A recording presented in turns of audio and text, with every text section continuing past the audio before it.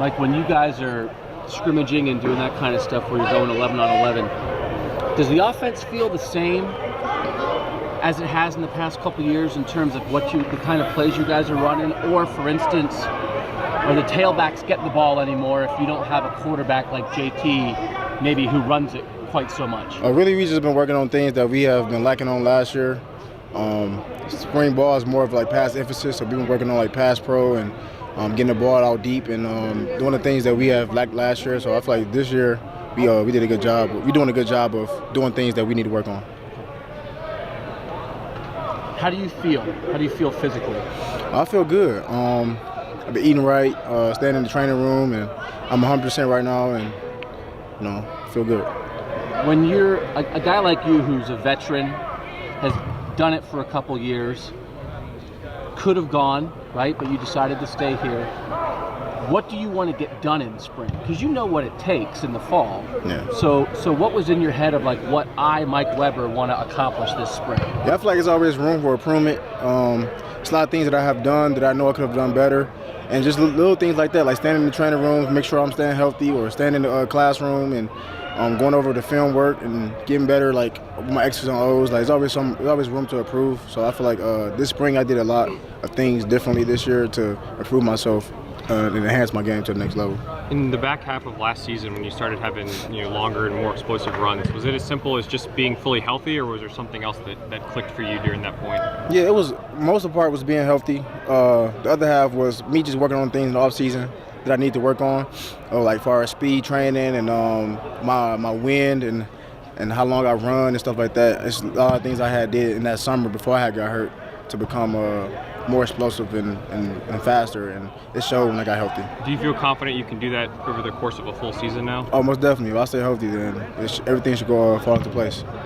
Mike, you've always had lofty goals here. What are your goals for 2018? Really just to get a Big Ten championship and all the championships and be successful, get a national championship, and reach my personal goals with yards and catches and touchdowns, stuff like that. What are those goals? Really, I want at least 1,300 or higher rushing yards and over 15 touchdowns. That's the goal for me. Do you think that's possible, splitting carries with you and JK? Yeah, most definitely. I just got to make the best of my opportunities, and hopefully I get a lot of them. You guys expect more carries with less quarterback runs? I mean, yeah. JT did a lot of running. It was a lot of games that he had more carries than both of us combined.